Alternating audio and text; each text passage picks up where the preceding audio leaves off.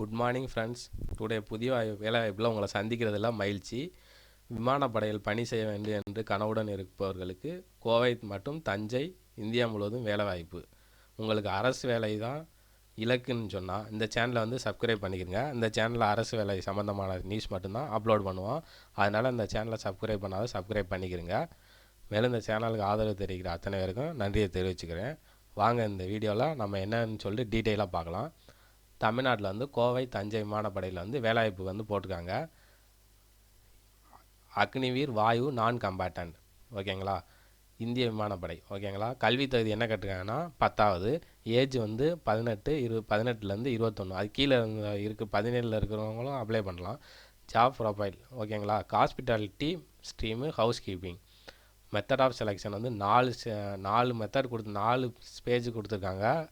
அந்த ஸ்டேஜ் என்னன்னு சொல்லிட்டு உள்ளுக்குள்ளே பார்க்கலாம், ஓகேங்க. பிடிஎஃப்லேயே நான் காட்டுறேன்னு சொல்லிட்டு உரிவாக உள்ளுக்குள்ளே பார்க்கலாம், பிடிஎஃப்லாம் பார்க்கலாம். இந்தியன் ஏர்ஃபோர்ஸ் அக்னிவீர் வாயு நான் கம்பாட்டன், இது வந்து என்ன ஸ்கீம்னா அக்னிபாத்னு சொல்லிட்டு ஒரு ஸ்கீம் கொண்டாந்தாங்க. அந்த ஸ்கீம் அடிப்படையில் இந்த வேலை எடுக்கிறாங்க, ஆள் எடுக்கிறாங்க. அதை நீங்கள் என்னன்னு சொல்லிட்டு பார்க்கலாம். இந்த அக்னிபாத் ஸ்கீம் வந்து அக்னிவீர் வாயு நான் கம்பாட்டன், இதுக்கு எலிஜிபிலிட்டி வந்து கொடுத்துருக்காங்க. என்னென்ன இருக்குன்னு சொல்லிட்டு ஏஜ் வந்து இந்த தேதிக்குள்ளே நீங்கள் பிறந்திருக்கணும். 2 ஜனவரி 2004, 2 ஜூலை 2007, இந்த தேதிக்கு இடையில நீங்கள் பிறந்திருந்தீங்கன்னா நீங்கள் எல்லாருமே இதுக்கு அப்ளை பண்ணலாம். அப்பர் ஏஜ் லிமிட் வந்து 21 தான். அதுக்கு மேலே நீங்கள் இந்த இதை தாண்டி போனீங்கனாலே உங்களுக்கு ஏஜ் கூடிடும். அப்படின்னா நீங்கள் வந்து இல்லை, தேர்வு எழுதுறதுக்கு அனுமதிக்க மாட்டாங்க. அது மாதிரி மெரிட்டல் ஸ்டேட்டஸ் வந்து என்னன்னு சொல்லி பார்த்தீங்கன்னா அன்மேரிடு மேலாக இருக்கணும். கல்யாணம் ஆனவங்க ஆகாதவங்களாக தான் இருக்கணும். ஆனவங்க வந்து எலிஜிபிள் கிடையாது. அது மாதிரி பீரியட் எத்தனை வருஷம்னு பார்த்தீங்கன்னா 4 வருஷம், ஓகேங்களா. எஜுகேஷன் குவாலிஃபிகேஷன் வந்து மெட்ரிகுலேஷனை வந்து முடிச்சிருக்கணும். 10th முடிச்சிருந்தாலே போதும். அதுக்கு மேலே இருந்தீங்கனாலும் பிரச்சனை இருக்குது. சிலவங்க +2 முடிச்சிருப்பாங்க, அவங்களும் எழுதலாம். மேண்டரி மெடிக்கல் ஸ்டாண்டர்ட் வந்து கேட்டுப்பாங்க.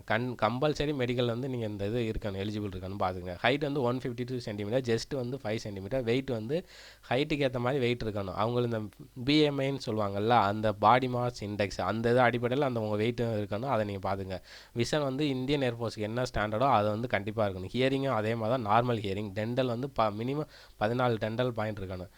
ஜென்ரல் ஹெல்த் வந்து உங்களுக்கு நார்மலாக உங்கள் ஹெல்த் வந்து சூப்பராக இருக்கணும், அது சொல்கிறாங்க. ஜென்ரல் டிஸ்குவாலிஃபிகேஷன் எப்படின்னா இந்த ட்ரக்ஸ் இந்த மாதிரி யூஸ் பண்ணான்னா டிஸ்குவாலிஃபிகேஷன் பண்ணிடுவாங்க. அது மாதிரி சிலவங்க உடம்புல வந்து டாட்டோ வந்துருந்துச்சுன்னா அவங்கள வந்து டிஸ்குவாலிஃபிகேஷன் பண்ணிடுவாங்க. யாருக்கு இந்த தாடி இதெல்லாம் வச்சுக்கிற அளவுனா அந்த சீக்குன்னு சொல்லுவாங்களா, அந்த கேண்டிடேட்ஸ்க்கு மட்டும் இந்த தாடி இது வச்சுக்கிறக்கு அளவுடு, மற்றவங்களுக்குலாம் இல்லை. அது மாதிரி ஜாபோட ப்ரொஃபைல்னால் அந்த என்ன மாதிரி வேலை அப்படிங்கிறத வந்து இதில் கீழே கொடுத்துருக்காங்க, அதை பார்த்துருவோம்.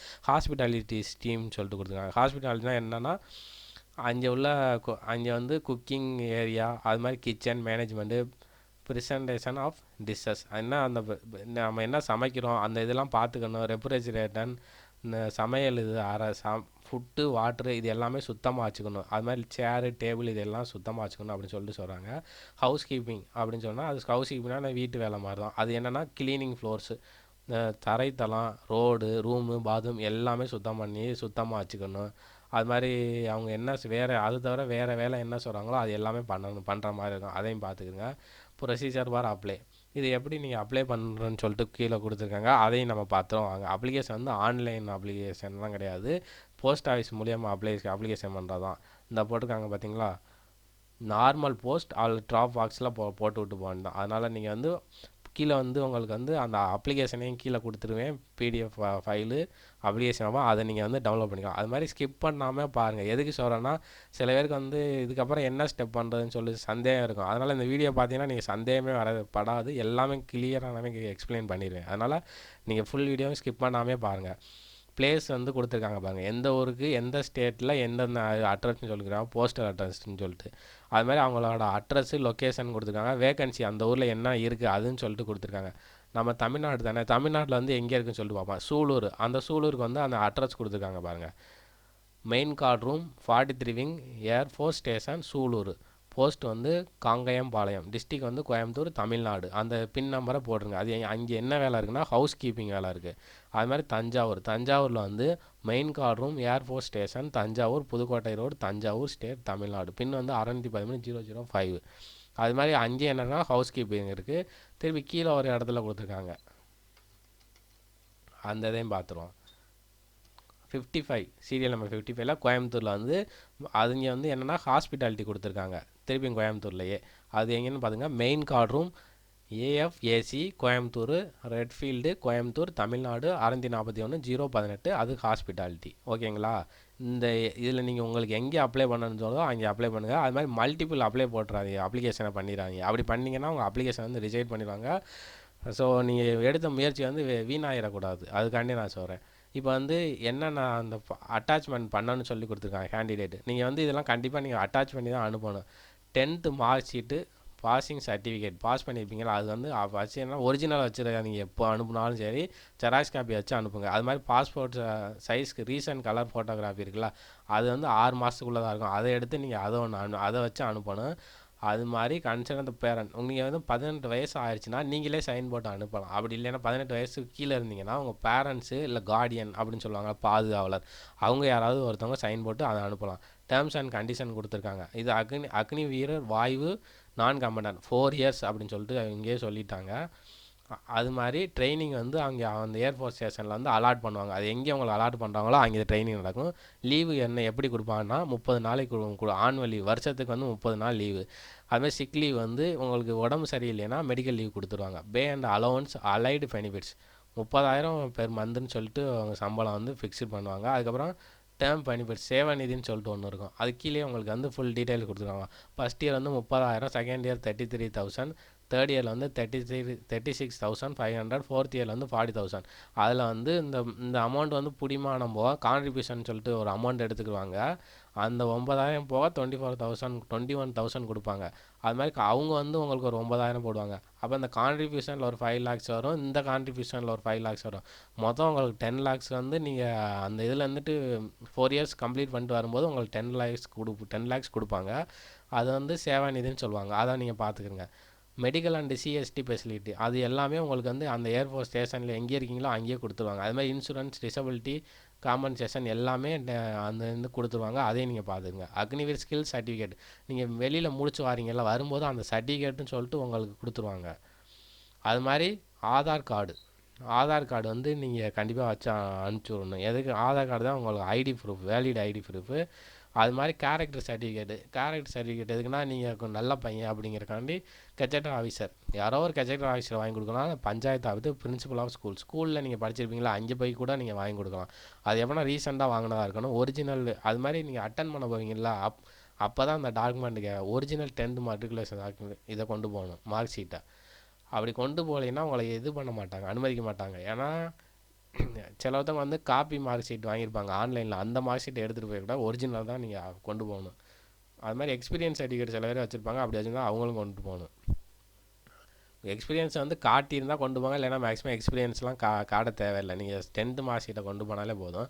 அது மாதிரி இந்த ஸ்டேஜ் இருக்குல்ல, ஸ்பேஸ் 1 வந்து ரிட்டன் டெஸ்ட்டுன்னு சொல்லியிருக்காங்களா, அது எத்தனை மார்க் சொல்லிட்டு பார்த்துருவோமா? ஜென்ரல் இங்கிலீஷ் வந்து 10 மார்க்குங்க, ஜென்ரல் நாலேஜ் வந்து 10 மார்க்கு, மொத்தம் வந்து 20 மார்க்கு. அப்போ 10, 10, 20, அப்போ ஈஸியாகவே நீங்கள் பாஸ் பண்ணிடலாம். அதனால் ரிட்டன் எக்ஸாம் பற்றி நீங்கள் கவலைப்படவே தேவையில்லை. அது மாதிரி இந்த கண்டிஷன் கொடுத்துருக்காங்க. எக்ஸாமில் வந்து நீங்கள் எதுவும் காப்பி அடிச்சிடக்கூடாது, மால் ப்ராக்டிஸ் பண்ணிடக்கூடாதுன்னு சொல்லிட்டு இந்த பாயிண்ட்ஸ்லாம் கொடுத்துருக்காங்க. அதை நீங்கள் பார்த்துக்குங்க. அதுக்கப்புறம் பேஸ் 2ல் வந்து ஃபிசிக்கல் ஃபிட்னஸ் டெஸ்ட்டு, அதில் வந்து என்ன கொடுத்துருக்காங்கன்னு பார்த்துங்க. ஹைட் செக் பண்ணுவாங்க. உங்களுக்கு வந்து நீங்கள் மினிமம் 152 சென்டிமீட்டர் இருக்கணும், ஓகேங்களா? அதுக்கு மேலே நீங்கள் எவ்வளோ வேணாலும் இருக்கலாம். அதனால் மினிமம் 152.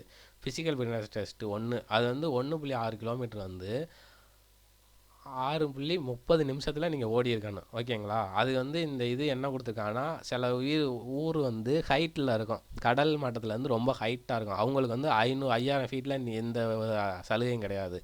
5,001 9,000 ஃபீட்டுக்கு வந்து அடிஷ்னல் 30 செகண்ட். இப்போ 6.30 மினிட் கொடுத்துருக்காங்களா, அப்போ 30 சேர்த்திங்கன்னா 7 மினிட்ஸ் அப்படின்னு சொல்லிட்டு இன்க்ரீஸ் பண்ணுவாங்க. அது வந்து அந்தந்த ஏரியா பொறுத்து அவங்க கொடுப்பாங்க, அதை நீங்கள் பார்த்துக்குங்க. ஃபிசிக்கல் ஃபிட்னஸ் டெஸ்ட்டு 2 செகண்ட் என்ன பண்ணுறாங்கன்னா, அந்த 6 ஏற்கனவே 1 ஃபிசிக்கல் ஃபிட்னஸ் 1ல் வந்து ரன்னிங் ஓடிட்டு ஓடிட்டு வந்து அடுத்த நிமிஷம் 10 புஷ்அப்ஸ் எடுக்கணும். அதை முடித்த 10 புஷ்அப் முடியும், 10 சிட்டப்ஸ் எடுக்கணும். அந்த 10 சிட்டப்ஸ் முடித்தோன்னே 20 ஸ்குவாட்ஸ், அதெல்லாம் கண்டினியூஸாக பண்ணணும் தொடர்ச்சியாக, அதில் எதுவுமே கேப் இருக்காது, அதை நீங்கள் பார்த்துக்குங்க. அதுக்கப்புறம் பேஸ் 3 வந்து suitability test, stream suitability test அப்படின்னு சொல்லிட்டு, நீங்கள் இப்போ என்ன போஸ்டிங் செலக்ட் ஆக போகிறீங்கன்னா ஹாஸ்பிட்டாலிட்டிக்கும் ஹவுஸ் கீப்பிங்க்கு வந்து போஸ்டிங் போகிறீங்க. அப்போ அது சம்மந்தமான ஸ்கீம் வந்து உங்களுக்கு வந்து டெஸ்ட் பார்ப்பாங்க. உங்களுக்கு நாலேஜ் இருக்கா, சுத்தம் பண்ணுறது நாலேஜ் இருக்கா, அதில் ஹைஜீனிக்காக சுத்தமாக வச்சுக்கிறதுக்கு ஈக்குப்மெண்ட் உங்களுக்கு கொடுக்குறாங்கல்ல, அந்த பொருள் கிச்சனு டைனிங் ஹால்லாம் சுத்தமாக வச்சுருக்கீங்களா, அதை எப்படி இப்போ சுத்தம் பண்ணீங்கன்னு சொல்லிட்டு உங்களை டெஸ்ட் பண்ணுவாங்க. அதெல்லாம் நீங்கள் பார்த்துங்க. அது மாதிரி வாட்ரு இதெல்லாம் சுத்தமாக வச்சுக்கணும். அது மாதிரி குக்கிங் வந்து உங்களுக்கு காமன் நாலேஜ் இருக்கணும். குக்கிங்கில் வந்து காமன் நாலேஜ். ஹவுஸ் கீப்பிங்கில் வந்து ரோடு பாத்ரூம் இது எல்லாமே சுத்தமாக வச்சுருக்கீங்களா, எப்படி என்ன பண்ணுறீங்கன்னு சொல்லிட்டு உங்களை வந்து டெஸ்ட் வைப்பாங்க. அது எல்லாத்துலேயும் நீங்கள் என்ன கரெக்டாக பெர்ஃபெக்டாக பண்ணிட்டீங்கன்னா நீங்கள் ஈஸியாகவே பாஸ் ஆகிடலாம். அது மாதிரி பேஸ் 4 மெடிக்கல் எக்ஸாமினேஷன். இந்த 3 இதையும் நீங்கள் கிளியர் பண்ணிக்கலாம். அதுக்கப்புறம் 4வது ஸ்டேஜுக்கு வந்துட்டீங்கன்னா இதில் என்ன பண்ணுவாங்கன்னா மெடிக்கல் எக்ஸாமினேஷன் தான்.